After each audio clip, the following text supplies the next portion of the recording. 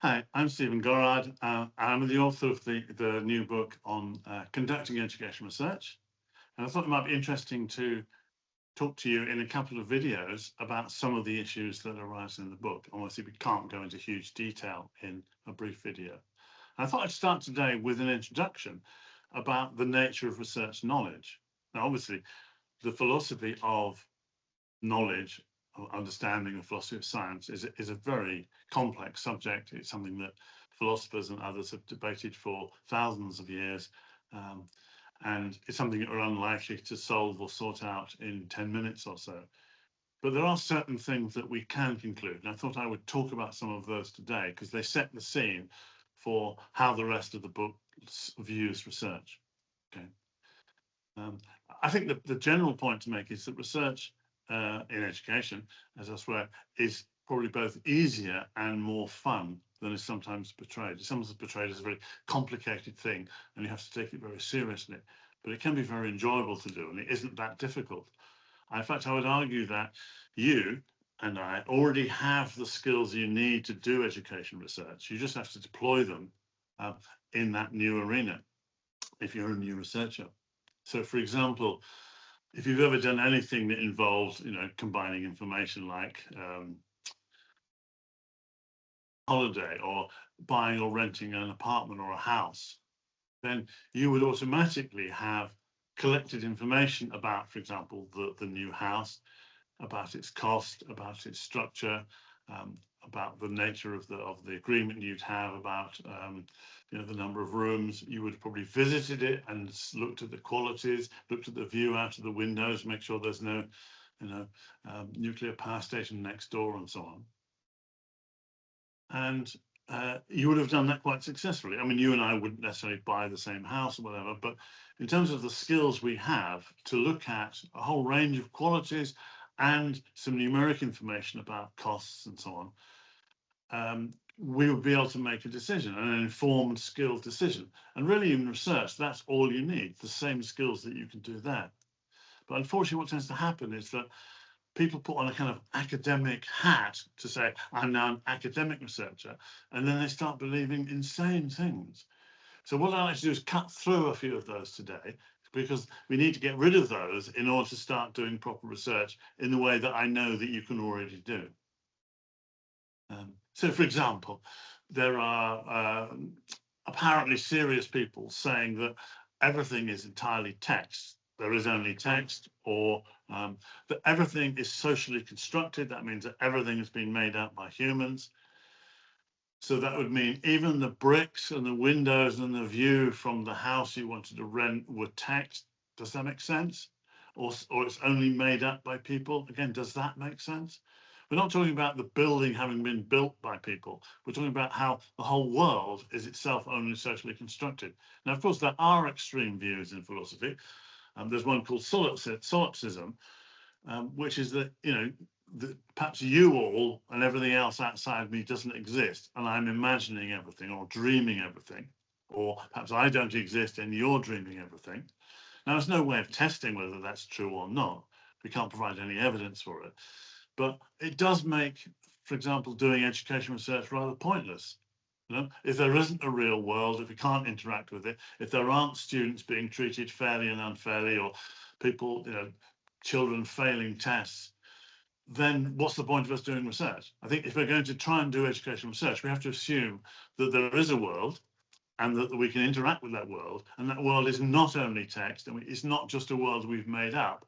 It has to be something more solid than that. In the example I gave of, choosing a course to study or buying a flat or something, you would automatically be able to compare and contrast qualities, a whole range of things, the look of a place, the smell of a place, with numbers like how much it costs. And you decide whether, for example, a flat was worth the money it was being paid. And you look at the qualities to decide whether it was worth the money to being paid. And at no stage would you worry about the fact you were combining two things, one of which was numbers and one of which wasn't. And yet when people start doing research, they get taught, oh, you have to be a qualitative or a quantitative researcher. You've probably heard these ideas. And they base it on the idea that there are paradigms. sort of cliques of research, which you have to join and to be one or the other, and you can't do both. And again, clearly that is nonsense. This is an insane view of the world. You and I will automatically do things, when we're buying stuff by comparing cost and qualities. And we can do exactly the same in research. And the idea that they're separate paradigms is just a misreading of the philosophy of scientific knowledge. So just very briefly, in this, the philosophy of scientific knowledge, a paradigm is actually a puzzle.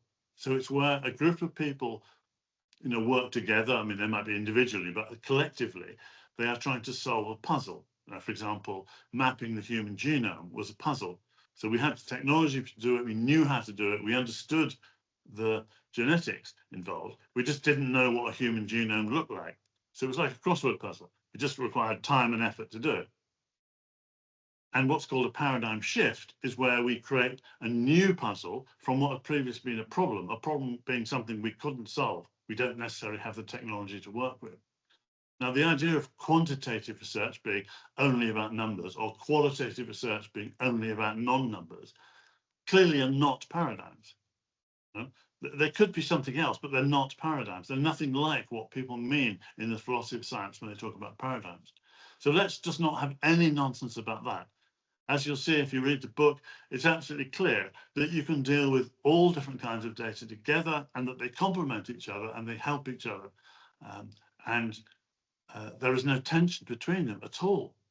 It's just, I don't know why this invention has come about, but whenever you read about it, just drop it and think, whoever's saying this does not know how to do research. They're not doing it. Okay. In philosophy, and most of the book is not about philosophy, it's just in this introduction, to say there are lots of things that people have agreed over thousands of years. There are hundreds of assertions about the nature of the world and the nature of knowledge that we would all widely accept and philosophers would agree with. But they tend to focus on the controversial and the contentious things. So it makes it look as though philosophers are always arguing about everything. But I think they're no more skeptical than scientists should be. It's just that we don't argue about things that we know. We go to the frontiers of knowledge to look at the things that we're not sure about yet, or the things which are still unsure. Now that's misread by some people as thinking like, well, nothing is certain. There is no such thing as truth. We have no real knowledge about something. And again, that is just an absurd and ignorant view of the nature of philosophy. We do know lots of things, and we know lots of things with considerable certainty. So, for example, if we're going to be education researchers, there must be an external world for us to research. We must be able to interact with it. And there must be something like truth, even if it's just an ideal. Otherwise, why would we be doing research? Well, if we make a statement in research that something happened or something is related to something else, surely what we're saying is, and we're saying that that is true. If we're not intending things to be true, why would we bother to make the statements? So there must be some kind of truth, even if it's something that we're striving for, rather than something we can always achieve. And I think people have suggested that truth is a justified belief. So it is still a belief. If I say that some statement is true, I'm saying I believe it, but I'm not just saying I believe it, I'm saying I believe it and there's a reason I believe it. And that's my justification. And my justification is evidence and possibly logic, but primarily evidence. But a fundamental nature of it is that if new evidence arises or the evidence changes, then I must change my belief. So truth is a justified belief as long as I would change that belief if the justification changed or new information arose. It cannot be that the truth is just whatever anybody says or whatever anyone's perspective is. Yes, there are different perspectives on any situation you look at, whether it's in education research or anything else. Somebody might go into a classroom and look at the lighting, or they might look at the heating, or the way in which the teacher interacts, or the way in which the children are sitting. And these are all different perspectives, but they're not different truths. They are just part of the overall description of what's going on in that classroom. They're completely complementary. And to try and make them antagonistic or to say that they must all be true in a way that, you know, something else isn't true, just doesn't really make sense. They are complementary views. So there's a difference between relativity, you know, as in the famous Einstein's theory of relativity, which looks at how can we take different perspectives and make an explanation which covers all of them, as he successfully did. And there's a difference between that and relativism, which is, you know, an idea that each account is true, and you can't argue against anything because it's a different perspective. I think this is a really dangerous view for justified belief. So justified belief needs evidence, and I think it needs a logical argument. And these and other basic assumptions about the knowledge that the world exists and so on are clear. And I think you would accept them and I would accept them. If you don't accept them, then the question has to be, what are you doing worrying about educational research? So whenever someone says different, or someone is suggesting that you know, there isn't a world or we can't know anything about it, then you think, well, why are you in this field? What are you talking about? I think they've shot themselves in the foot.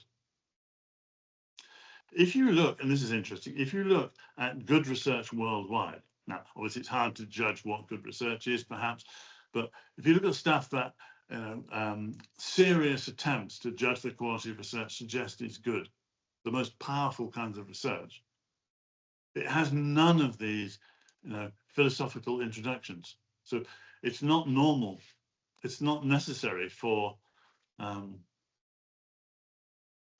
researcher to have stuff about the philosophy of knowledge in every piece of research. Sure, it's an interesting area to talk about, and you know, you could write books about it, but in each new study, you know, if you're trying to decide for a government whether their new policy is being effective or not, you don't have to go into philosophy. There are no sort of isms or ologies that you need to get to in order to justify what you're doing. You just go straight into the research. And that is what great research looks like. In the UK, we have what's called a research excellence framework. It's not perfect, but it's just an attempt to say, how have researchers spent the money the taxpayers have given them every 7 years or so, and see what good research is. If you look at the stuff that's judged the highest quality, then it has none of this philosophical mumbo jumbo at the beginning of it. It just goes straight into research.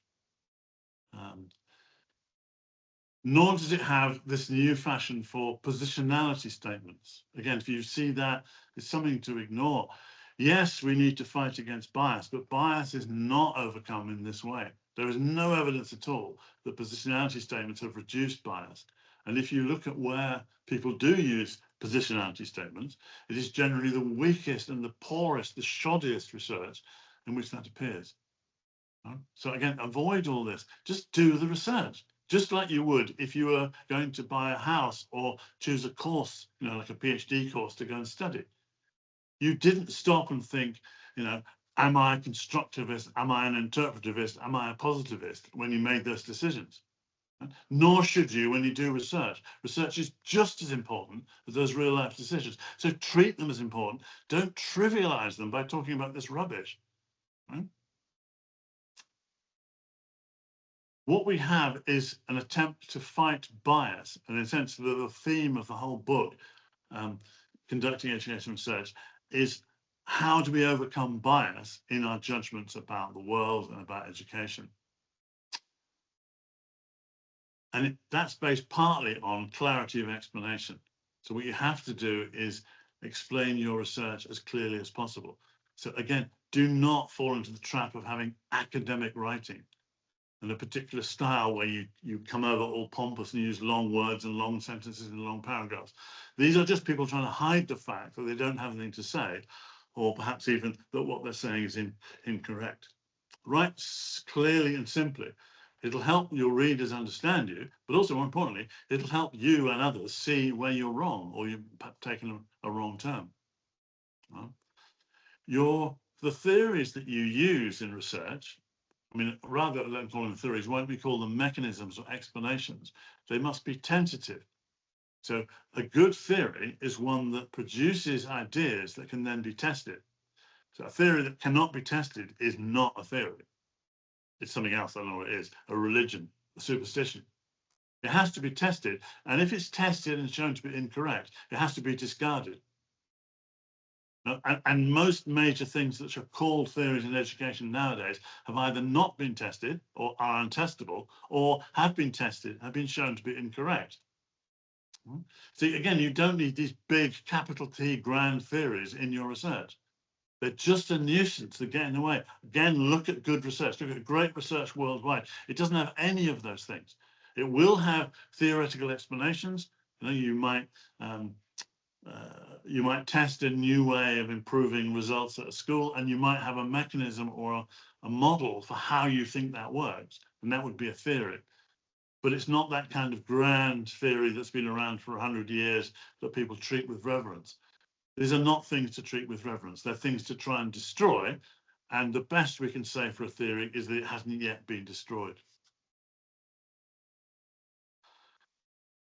So when you're writing about theories and about education research, please, please, please do not write about all of these things. Just go straight to what you're actually doing.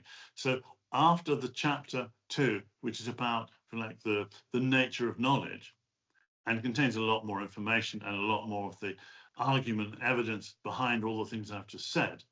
Once that's over with, the rest of the book is just about how can you conduct safe and relatively unbiased research. And I hope you enjoy it.